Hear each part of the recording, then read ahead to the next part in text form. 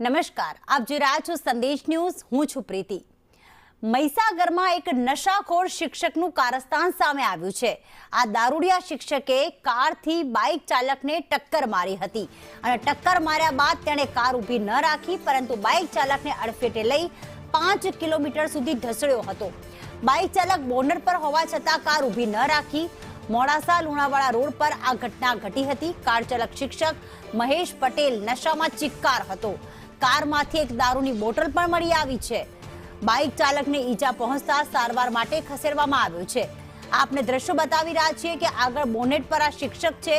Bonnet પર આ શિક્ષક લટકી રહ્યો છે. 5 કિલોમીટર સુધી આ પ્રકારે જે છે શિક્ષકે ગાડી ચલાવી હતી કે આગળ બાઇક અટકેલું છે કારના ટાયરમાં અને બોનેટ પર શિક્ષક લટકેલો છે. તેમ છતાં તે એટલા દારૂના નશામાં ચિક્કાર હતો કે તેણે ગાડી ઊભી ન રાખી. આ કારની પાછળ બીજી એક કાર આવી રહી છે અને તેણે આ મોબાઈલમાં વિડીયો કેદ કર્યો છે અને આ વાયરલ થયો છે, જેમાં ખાસ આ જે શિક્ષક છે મહેશ પટેલ તેની બાજુમાં કાર આવીને કહ્યું પણ ખરી કે તમે ઊભી રાખો, પરંતુ એ દારૂના નશામાં એટલો ચિકાર હતો કે તેને ન આગળ બોનેટ પર કોઈ વ્યક્તિ દેખાયો કે ન બાજુમાં ચાલી રહેલી કાર દેખાઈ. ત્યારે ત્યાંના સ્થાનિક વ્યક્તિ સુનિલભાઈ અમારી સાથે જોડાઈ ગયા છે ફોન લાઈન પર. સુનિલભાઈ નમસ્કાર, સ્વાગત છે આપનું સંદેશ ન્યૂઝમાં. જી સુનિલભાઈ, મારો અવાજ આવી રહ્યો છે?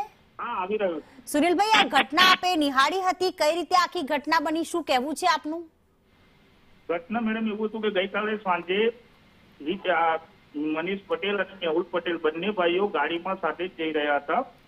ત્યારે પાછળથી બાઇક ચાલકને એક્સિડન્ટ કરીને લગભગ 5 કિલોમીટર સુધી ધસડી ગયા હતા અને એનો વિડીયો બી અત્યારે સોશિયલ મીડિયા પર ફરતો થયો છે. બંને ઈસમોને અત્યારે પોલીસ લીકર ટેસ્ટ માટે લઈ ગઈ છે, મનીષ પટેલ કાર ચાલક અને એમના ભાઈ મેહુલ પટેલને. આપે આ જે વિડીયો કોઈએ વાયરલ કર્યો છે, પણ આપે આ ઘટના નિહાળી હતી કે પછી આ શિક્ષકને આપ ઓળખો છો, ઈજાગ્રસ્ત છે એમને ઓળખો છો, એવી કોઈ વિગતો છે આપની પાસે? ઘટના નિહાળી જ હતી અને બંને દારૂ પીધેલા જ હતા, મનીષ પટેલ અને મેહુલ પટેલ. બાજુમાં જે કાર ચાલી રહી છે એમને કઈ પણ રહ્યા છે કે કાર ઊભી રાખો, આગળ એક વ્યક્તિ લટકી રહ્યો છે આપની કાર પર, તેમ છતાં ઊભી ન રાખી? હા, ઊભી નથી રાખી. બિલકુલ. આ પ્રકારે આવા જો શિક્ષક હોય કે જે નિયમોનું ઉલ્લંઘન કરતા હોય ને એમના બીજાના જીવની પડી હોય, આવા શિક્ષકો સામે કયા પ્રકારના પગલા ભરવા જોઈએ, શું માનો છો આપ? મેડમ, જે અત્યારે હાલમાં બરોડા અમદાવાદમાં હિટ એન્ડ રનમાં જે ઘટના બની છે એની સામે જે પગલા લેવામાં આવ્યા છે એવા બિનજામીન પત્ર એમના પર એક્શન થવી જોઈએ.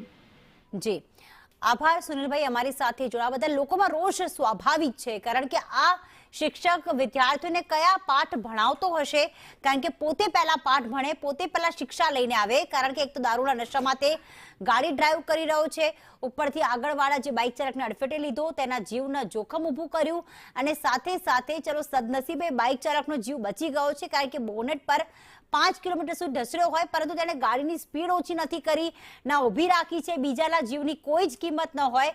અને સૌથી મોટી વાત એ કે માત્ર જે ગાડી ચલાવતો હતો શિક્ષક, એની સાથે એનો ભાઈ પણ હતો, તેણે પણ, અને બાજુમાં એક કાર ચાલી રહી છે, તે વારંવાર કહી રહ્યા છે કે ગાડી રોકો, ગાડી તમે બ્રેક મારો, પરંતુ ના તેને કોઈ અવાજ સંભળાઈ રહ્યો છે કે ના બાઇક ચાલકની તેને વેદના કે ચીચિયારીઓ સંભળાઈ રહી છે.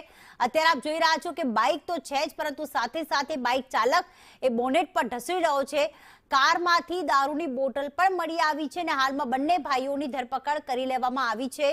એક શિક્ષકની આવી કરતૂત સામે આવી છે. આ તો વળી કેવો શિક્ષક છે, અને શિક્ષક કે પછી ગુરુ ગણવો પણ ખરેખર શરમજનક બાબત છે કે જેને પોતાને શું કરી રહ્યો છે તેનું કોઈ ભાન છે જ નહીં.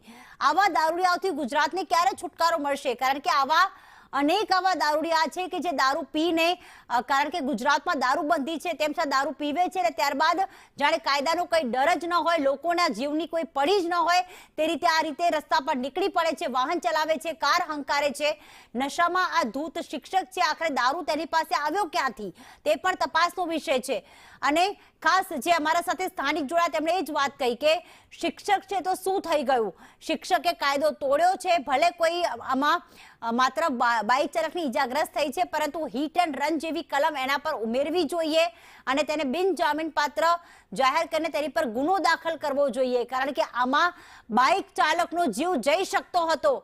અન્ય બીજા વાહનો, કારણ કે રાતનો સમય છે, હાઈવે છે, એટલે કદાચ વાહનો ઓછા જણાઈ રહ્યા છે એ વખતે, પરંતુ અહીંયા 5 કિલોમીટર સુધી બાઇક ચાલક ઢસડે છે. સદનસીબે તેને માત્ર ઈજા પહોંચી છે, પણ તેનો જીવ જઈ શક્યો હોત અને એની સામે એવો જ ગુનો દાખલ થવો જોઈએ, કારણ કે તેને દારૂ પીને અને ગાડી ઊભી ન રાખી. એનો મતલબ એ કે તેને એટલું ભાન પણ ન હતું કે જો હું ગાડીને બ્રેક નહીં મારું તો આ બાઇક ચાલક મૃત્યુ પણ પામશે, પણ તેમ છતાં પણ તેણે 5 કિલોમીટર સુધી ગાડી હંકારી, બેફામ હંકારી, સ્પીડ ઓછી ન કરી, બ્રેક ન મારી. બાજુમાં ગાડીમાંથી બૂમો પાડવામાં આવી રહી છે, પરંતુ તેને એટલું ભાન પણ ન હતું કે તેના કાન સુધી અવાજ પહોંચી શકે કે ન. તે એટલી નશાની હાલતમાં હતો કે તેને આગળ દેખાતું પણ ન હતું, કારણ કે બોનેટ પર જો વ્યક્તિ હોય તો સ્વાભાવિક છે કે ગાડી કોઈ પણ બ્રેક મારી દે, પરંતુ તેને એટલું ભાન પણ ન હતું કે તેની ગાડીની અડફેટે એક વ્યક્તિ આવી ગયો છે, 5 કિલોમીટર સુધી ત્યાં ઢસડી રહ્યો છે. તેની સામે આવા કાયદાકીય પગલાં કડકમાં કડક ભરાવા જોઈએ.